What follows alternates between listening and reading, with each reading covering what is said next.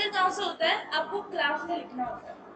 अभी के लिए क्लास क्या होती है, सिर्फ इतना समझो कि क्लास एक टेम्पलेट है।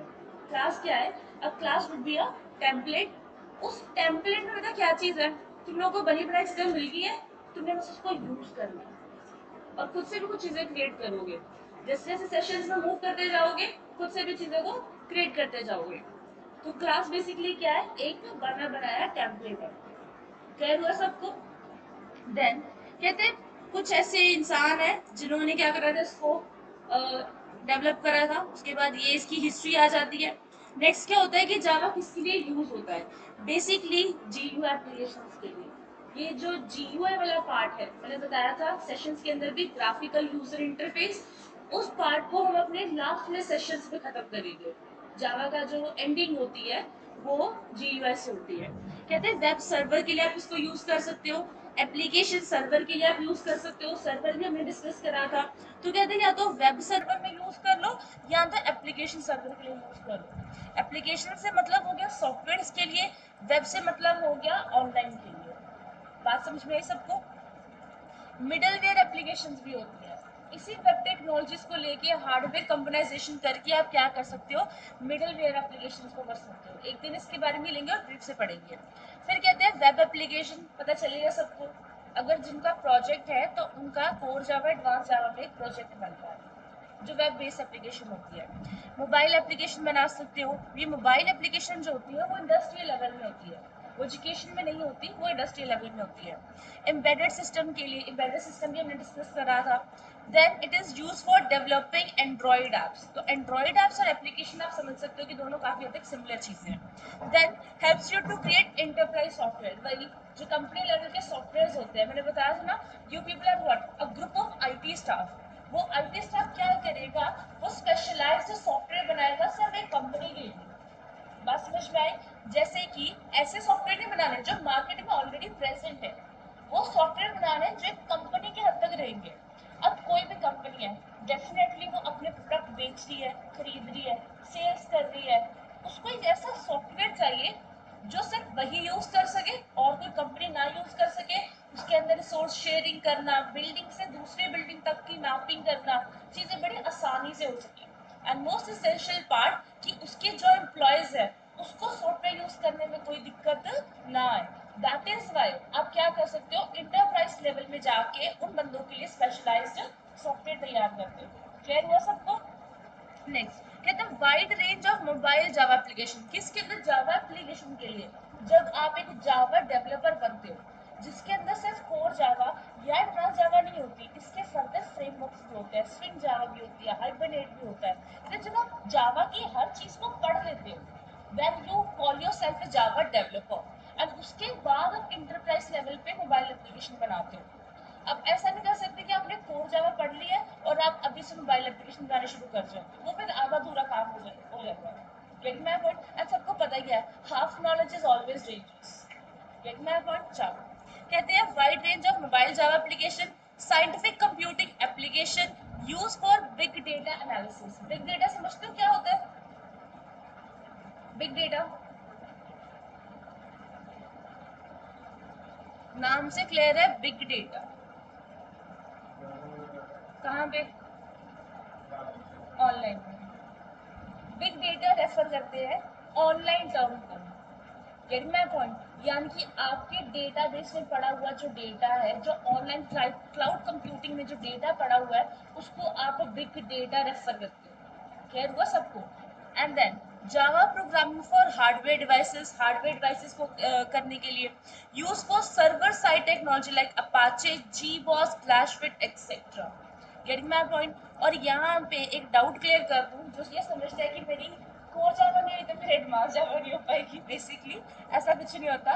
इसके अंदर आपको जावा के कुछ फ्लेवर्स मिलते हैं, कुछ वर्जन्स मिलते हैं। बेसिकली सबसे पहला क्या होता है, JSC, जावा स्टैंडर्ड एडिशन, जो कि एजुकेशन पर्पस के लिए, जो कि तुम लोगों के पर्पस के लिए स्कूल कॉलेजेस में यही पढ़ाई जाती है। And next is the Java JEE, ठीक है जी, जावा इंटरप्राइज एडिशन। अब ये टूल जो होता है वो इंडस्ट्री लेवल का होता है, एडवांस जावा।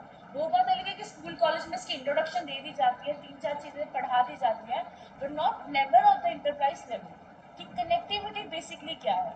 अगर मैं एक ही लाइन में समझा दूँ, इसको इंटरप्रेट कर दूँ, तो कोर जावा में आप सबसे पहले उसकी प्रोग्रामिंग सीखते हो, गेटिंग माय पॉइंट, आप कंसेप्ट सीखते हो कोडिंग के, एंड एडवांस जावा के अंदर आपने कोर जावा के अंदर अगर थोड़े बहुत प्रोजेक्ट्स बना लिए हैं तो एडवांस जावा को यूज करके आप उनके बीच की कनेक्टिविटी कर सकते हो। ये क्लियर हुआ? Clear with everyone? And try करना है कि हमने प्रोग्राम, देखो क्या होता है कि हम प्रोग्राम छोटे मोटे कर लेते हैं, ऐड कर लिया, मल्टीप्लाई कर लिया, मल्टीप्लिकेशन का सम डाल दिया, लूप चला ली, बस नहीं। द मोमेंट हम पैकेजेस के अंदर आ गए ना, अब हमने हार्डवेयर के अंदर जाना है, हमने एक्सट्रीम कोडिंग करने की कोशिश करनी है, एक्सेस लेवल के प्रोग्राम करने शुरू कर देनी है। Getting my point? And then कहते हैं फिर एडवांटेजेस ऑफ जावा क्या होते हैं। सबसे पहले simple and easy to learn, and to be honestly it is not that much user friendly.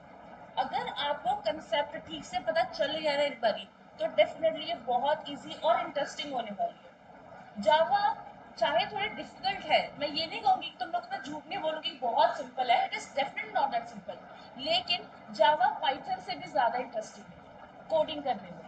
Beginners के लिए क्या होता है कि तुम्हें जितना ज़्यादा कोड करने के लिए मिलेगा ना, तुम्हारा उतना खुलेगा, और Java is the best practice for that. बात समझ में आई? नेक्स्ट इसके अंदर क्या है, कहते हैं इसके अंदर उप्स का कंसेप्ट मिलेगा, देन मल्टी थ्रेडिंग मिलेगा। बेसिकली अगर मल्टी थ्रेडिंग को एक वर्ड में मैं डालूँ ना, तो इसके लिए क्या होता है, मल्टीटास्किंग होगी। पीएलटी के सेशंस में हमने मल्टीटास्किंग डिस्कस करा था ना, तो मल्टी थ्रेडिंग में ये क्या था। अब मल्टी थ्रेडिंग का कंसेप्ट जावा के अंदर क्यों बनाया गया, क्योंकि इसके अंदर एप्लीकेशन सॉफ्टवेयर को डेवलप करना है। जब आप बात ऐप्स की करते हो तो आपको क्या करना होता है, मैनेज भी तो करना होता है, वो मैनेजमेंट आप थ्रेडिंग में सीख के जाते हो, मल्टी थ्रेडिंग में सीख के जाते हो। क्लियर हुआ सबको? So multi threading refers to multitasking. Clear? Next क्या है, प्लेटफॉर्म नॉनेस्ट लैंग्वेज, सिक्योर प्लेटफॉर्म।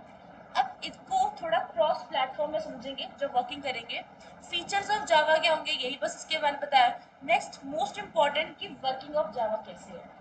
ठीक है, अब पीएलटी के सेशन में हमने ये तो कर ही लिया था।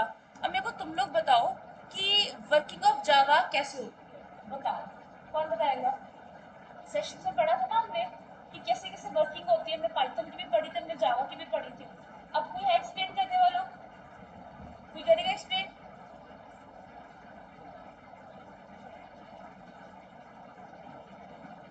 हफ्ता लगा दे क्लासेस में।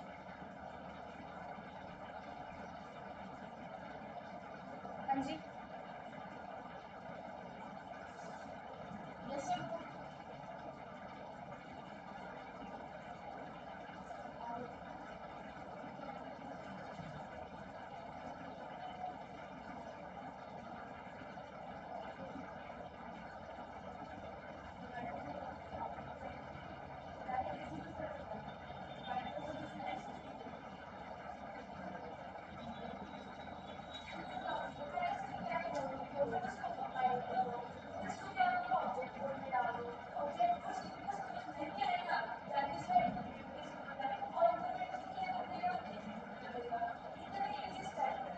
अगर तुम इस डायग्राम को देखो तो तुम्हें और ज्यादा इजी लगेगा। क्या लिखा है इसके अंदर, सबसे पहले डेवलपर क्या करेगा, तुम्हारा कोड लिखेगा, उसके बाद तुम्हारी जावा फाइल बन जाएगी। बेसिकली जब आप इसको देखोगे तो जावा की आपकी दो फाइलें बनेगी, एक डॉट जावा बनेगी, एक डॉट क्लास बनेगी, and that dot class is basically a file. Clear हुआ सबको? हमने देखा सबसे पहले डेवलप क्या करेगा, कोड राइट करेगा, फिर डॉट जावा नाम की क्लास बनेगी, वो एक्सटेंशन भी हमने डिस्कस करी हुई है। देन वो कंपाइल करेगी by Java, that is the Java compiler. बात समझ में आई? उसके बाद जो जावा कंपाइलर होगा वो एक बाइट कोड क्या होगा, जनरेट कर देगा, और इस बाइट कोड की एक फाइल होगी, that would be the dot class file. अब पता क्या चीज है, अब तो हमारे पास बहुत सारे सॉफ्टवेयर है, राइट, स्पेशली तुम लोगों के पास यहाँ प्लेंटी ऑफ ऑप्शनल, तुम इक्लिप्स यूज कर सकते हो, वीएस कोड यूज कर सकते हो, इंटेलिजेंट आइडिया यूज कर सकते हो। इसके अलावा और भी बड़े ऑप्शन है तुम्हारे पास, ऑनलाइन कंपाइलर्स भी तुम्हारे पास होते हैं। लेकिन मैं पॉइंट, लेकिन मेरे पर्सपेक्टिव में जैसे मैंने भी प्रैक्टिस करी थी, तो बेस्ट प्रैक्टिस पता क्या होती थी, तुम नोट पैड पे विदाउट अ कोड एडिटर, तुम लोग नोट पैड पे जावा का सारा कोड लिखो, फिर उसके एग्जीक्यूशन कमांड प्रॉम्प्ट पे करो, एक एक कमांड का पता चलता था। ड्यूरिंग दिस सेशंस मैं तुम लोगों को कमांड प्रॉम्प्ट बहुत ज़्यादा सिखाऊंगी कि कमांड प्रॉम्प्ट पे जावा की क्लासेस जो होती हैं वो कैसे निकालते हैं, जावा की लाइब्रेरीज जो होती है ना वो सीएमडी से कैसे निकलती हैं, उसको हमने पढ़ना है। सर मैं एक क्लास बताऊंगी, बाकी की जब तुम लोग उसको हाथ से करोगे ना तुम्हारी टिप्स पे अपने आप आ जाएंगी, because we have to learn the library, हमारे पास ऑप्शन नहीं है, क्योंकि जावा के अंदर भी क्या है, रिच सेट ऑफ लाइब्रेरीज है, उसको पढ़ना है, उसको समझना है, उसको यूज करना है, इम्प्लीमेंट करना है। क्लियर हुआ सबको? अब ये जो आपकी डॉट क्लास फाइल बन जाएगी वो एग्जीक्यूट कौन करेगा, जेवीएम करेगा, जावा वर्चुअल मशीन, जिसके अंदर आपके पास क्या है, एक इंटरप्रेटेड है, और वो इंटरप्रेटर क्या करेगा, ऑपरेटिंग सिस्टम में जाकर रन करवा देगा, और सीपीयू क्या करेगा, एग्जीक्यूशन कर देगा। एग्जीक्यूशन कैसे पता चलेगी, जब आउटपुट आ जाएगी। अब वो आउटपुट चाहे तो नेगेटिव हो चाहे वो पॉजिटिव हो, and the type of output हम ऑलरेडी डिस्कस कर चुके हैं। क्लियर हुआ यहाँ तक सबको? एंड अब इसके बाद यहाँ पे ये ब्रीफ इंट्रोडक्शन बता देगी, कोई भी स्टेटमेंट जो होगी वो सारी स्टेटमेंट कंपाइल्ड होएगी, फिर एग्जीक्यूटर जाके क्या होगी, परफॉर्म होगी। And then execution process of Java. So ये पहले आ जाता है कंपाइलिंग अ जावा प्रोग्राम। कहते हैं now once a program is created does not have any errors और mistake, we can go ahead and compile the program. When you compile a program, it means the compiler compile the program. If there are no error after compiling the program, we can further run it and get the desired output. बात समझ में आई? तुमने code लिख दिया, वही चीज repeat हो रही है, तुमने कोड लिखा फिर कंपाइल हो गया, आफ्टर कंपाइलेशन ये डिसाइड होता है क्या कोड के अंदर एरर्स है कि नहीं है। अगर एरर्स है उसी टाइम डिस्प्ले हो जाएंगे, अगर नहीं है तो प्रोसेसिंग फर्दर डिस्ट्रीब्यूट होगी। Then we compile the Java program in a command prompt or any other console. इतना पॉइंट मैंने CMD बताया था ना, बट एक्चुअली आप जो यूज करोगे that would be the intelligent idea. आप उसको यूज करोगे, एंड जब उसको यूज करोगे तो आप ऑटोमेटिकली कंसोल भी सीख जाओगे। डन। नेक्स्ट वुड बी, कहते हैं loading the program into the memory by Java virtual machine, JVM से। कहता a lot of memory is required by JVM when you want to load the dot class file extension. dot class कौन सी, object code. कहते जब तुम object code को load करते हो ना तो मेमोरी बहुत ज़्यादा लगती है, क्योंकि वो कितने बड़े कोड होते हैं, तुम छोटे छोटे कोड डेफिनेटली लिखोगे। आफ्टर ऑल वो कंपैरिजन हो रहा है ना वहाँ पे, सॉरी वो कंपाइलेशन प्रॉपर हो रही है, कन्वर्जन हो रही है। बिफोर द एग्जीक्यूशन कहते हैं loading is the process of placing a program in memory for it to run. अगर कोई भी लैंग्वेज में लोडिंग का प्रोसेस सीखना है तो ये सिंपल सी बात है। The dot class files are needed by the program to execute the file. कहते हैं जावा virtual machine verification for byte code, वो किस तरीके से समझती है, वेरीफाई कैसे करती है। JVM has a bytecode verifier। जो जावा वर्चुअल मशीन है उसके पास क्या होता है, एक बाइट कोड वेरीफायर होता है, that is due to the maintenance of the security of the program, तुम्हारे प्रोग्राम की सिक्योरिटी मेंटेन करने के लिए। सिक्योरिटी का मतलब क्या होगा कोड से,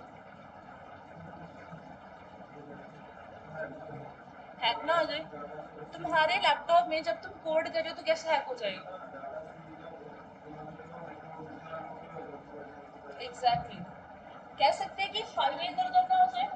डिस्क जब चेंज होती है, जब रीड राइट ऑपरेशंस होते हैं, इस टाइम क्या होता है, कई बार होता है फाइलें इधर उधर हो जाती है, कई बार हमने गलती करी होती है, हमने फाइल इधर उधर कर दी होती है। अपार्ट फ्रॉम इट, जो फाइलों की लोकेशन होती है इसके अलावा भी तुमने जो कोड लिखा है उस कोड को प्रॉपर एल्गोरिथम लगा के चेकिंग कर दी। बात समझ में आई? हर एक क्लास की चेकिंग करनी चाहिए, ठीक से लिखी है कि नहीं लिखी। बात क्लियर हुई सबको? देन कहते हैं the bytecode verifies the code only and only after the classes have been loaded in the memory to the maintain security of the program. It makes sure that the bytecode are valid and accessible.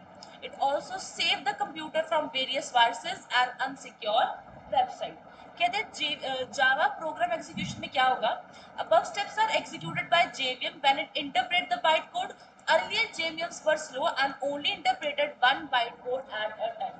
अब तो देखो कितने multiple bytecode हो जाते हैं, तो अपना programme कितना बड़ा लिखा होता है। Then nowadays the modern JVMs are much faster. They are JI, just in time. अगर तुमसे कोई एक चीज पूछे ना कि कोई एक स्पेसिफिकेशन बता दो कोर जावा की, मतलब जावा की कोई एक स्पेसिफिकेशन, ये just is just in time. Execution इतनी ज्यादा फास्ट है, इतना ज्यादा ऑप्टिमाइज करके रखा हुआ है इसके इंटरप्रेटर को कि आपको टाइम लगता ही नहीं है। क्लियर हुआ? These JVMs can execute various tasks at the same time. We also call them hotspot compiler as they are used by JVM to find out the hotspots in our bytecode. जब debugging में पढ़ोगे एक point होता है इसके अंदर debug करना, आप क्या कर सकते हो, पूरे कोड में कहीं ना कहीं चेक पॉइंट्स डाल सकते हो कि मुझे यहाँ तक कोड एग्जीक्यूट करना है, फिर नेक्स्ट यहाँ से चलना चाहिए। आप अपने कोड में क्या कर सकते हो, चेक पॉइंट्स डाल सकते हो। क्लियर हुआ सबको? Later on, the source code is converted into bytecode into a machine language. Java is compiler or interpreter. ये बहुत बड़ा क्वेश्चन होता है कि Java compilation में चलता है कि interpreter में। अब तुम लोग मुझे इसका आंसर बताओ, कोई एक आंसर। क्या Java compiler है कि interpreted है? Interpreted है। सबका आंसर सेम है? Interpreter, interpreter, interpreter। हाँ जी, लास्ट बोलो। Interpreter, interpreter, interpreter।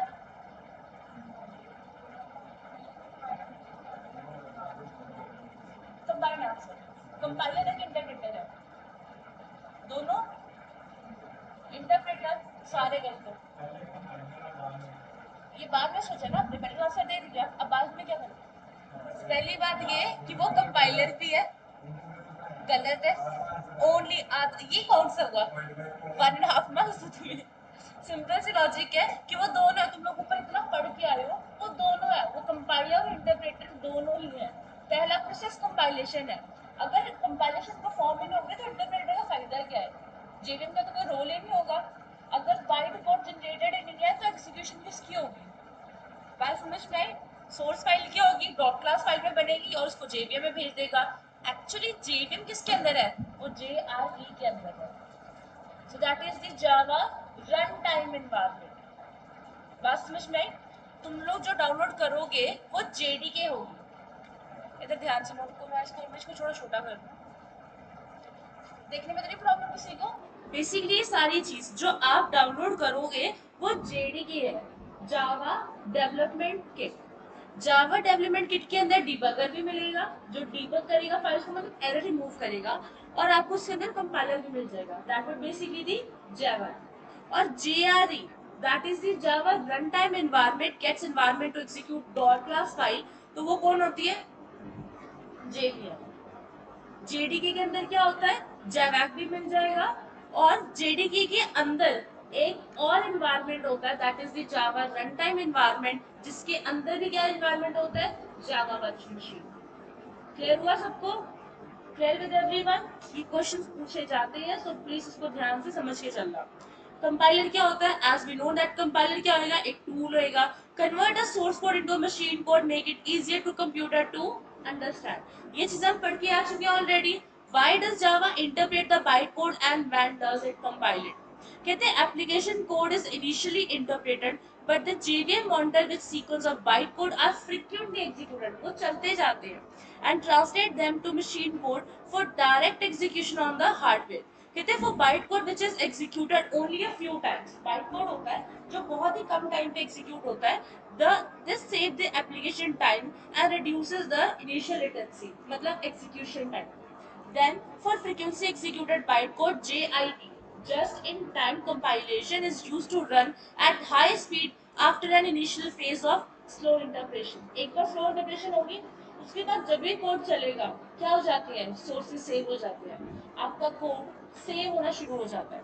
Monitoring of its code, the reduced compilation time is significant. Finally, during the initial code interpretation, execution statics can be collected before compilation.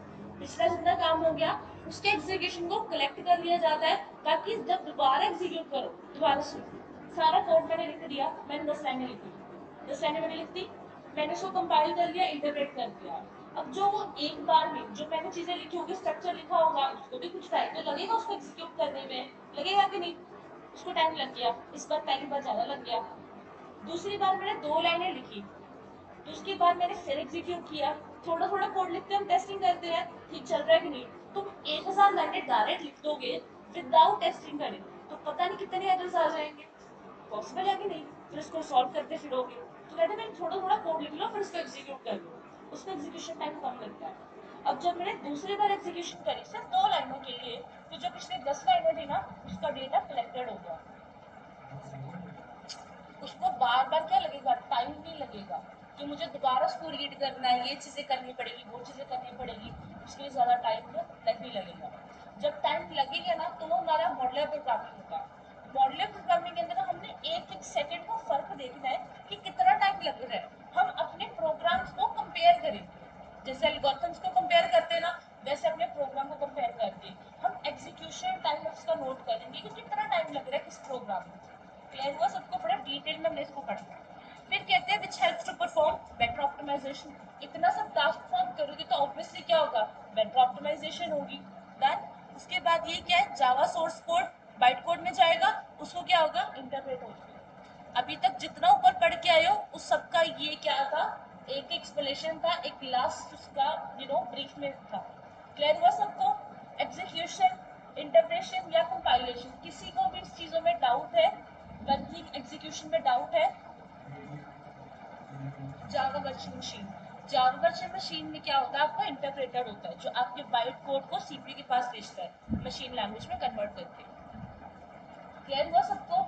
एक चीज ध्यान से सुन लेना, मान लो आज फ्राइडे है, ठीक है, ट्राई करेंगे नेक्स्ट फ्राइडे आपका टेस्ट हो, क्योंकि क्लासेस भी इतने दिन है, फ्राइडे तक आपकी क्लासेस होती है, नेक्स्ट फ्राइडे आपका टेस्ट होगा, ये वीकली टेस्ट होंगे, ट्राई करेंगे कि हर फ्राइडे आपका टेस्ट हो, ठीक है। तो आपकी टिप्स पे सारी चीज़ें होनी चाहिए। अगर हिस्ट्री मैंने नहीं पढ़ाई तो ऐसा मतलब है तुम लोगों ने पढ़नी नहीं है, घर जाके हिस्ट्री को पढ़ना है। क्लियर होगा सबको? क्योंकि इसमें से इंटरव्यूज में या फिर मेनली इंटरव्यू तुमसे कुछ शायद मॉक भी ना पूछे, ये सिर्फ एमसीक्यूज आते हैं, ठीक है। कुछ बहुत किस्मत की खराब होगी किसी की, तभी तुमसे कोई मॉक भी पूछेगा, अदरवाइज ऐसा कोई चांस है नहीं। बट तुमने हिस्ट्री को पढ़ना है, नाम याद रखने की किसने डेवलप करी है और किस ईयर में डेवलप करी है और कहाँ में डेवलप करी है। क्लियर हुआ? चलो नेक्स्ट क्या है, बड़ी इंपॉर्टेंट चीज, स्ट्रक्चर क्या है जावा प्रोग्राम का।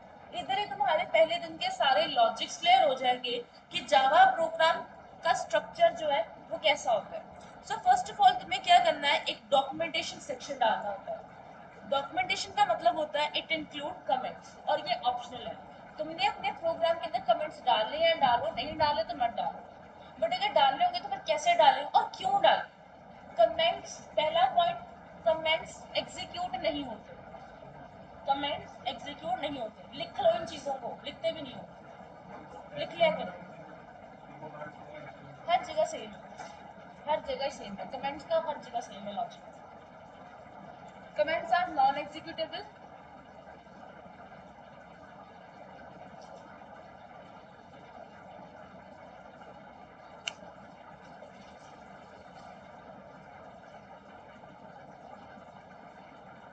सेकेंड लाइन लिखो, comments are just used, comments are used for, comments are used for the understanding of the understanding of the understanding of the program।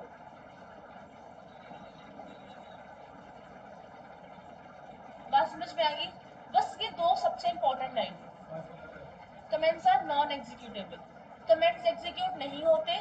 दूसरी चीज ये कि जो आप कमेंट्स लिख रहे हो वो सिर्फ तुम लोगों को समझाने के लिए कि मैंने ये लाइन ऐसी लिखी है, ये यहाँ पे मेरा प्रोग्राम शुरू हुआ, यहाँ पे खत्म हुआ, ये फंक्शन होगा, ऐसी ऐसी चीजें, बस दैट्स ऑल।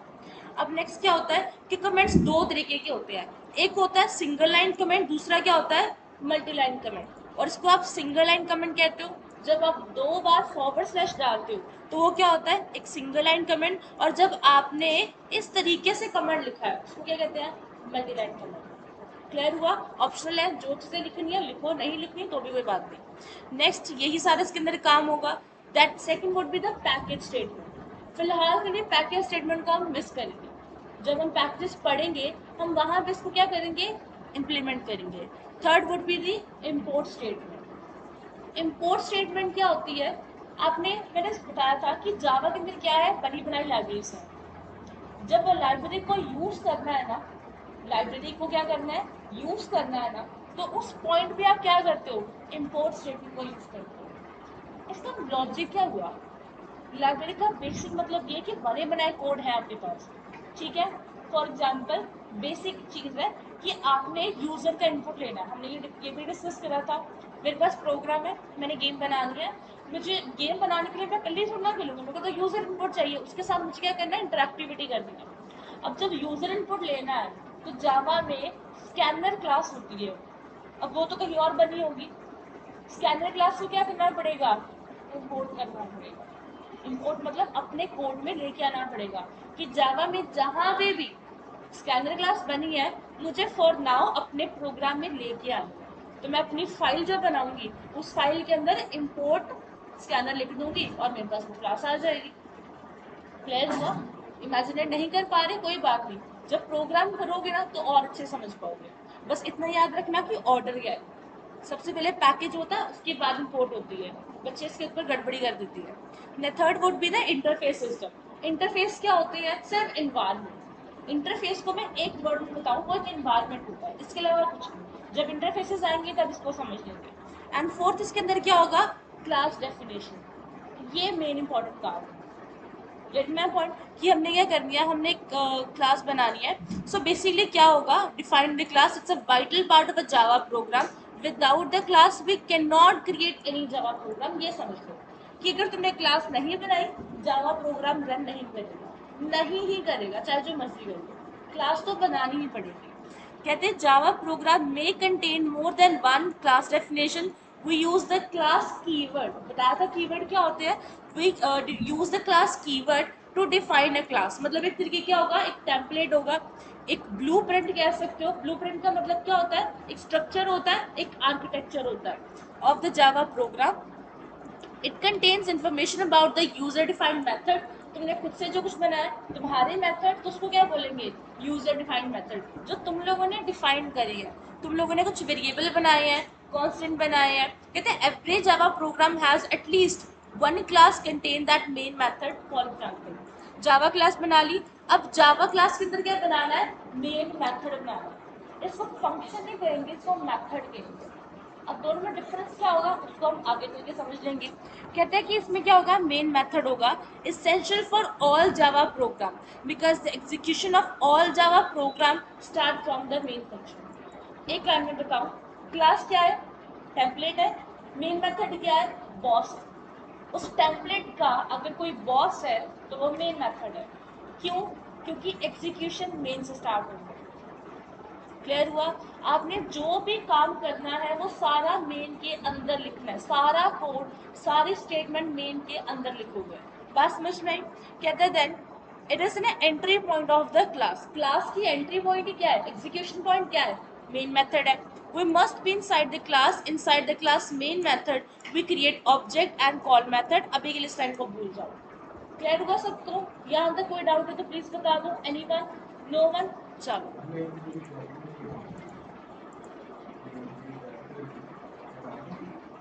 बिल्कुल। चलो जरा इसको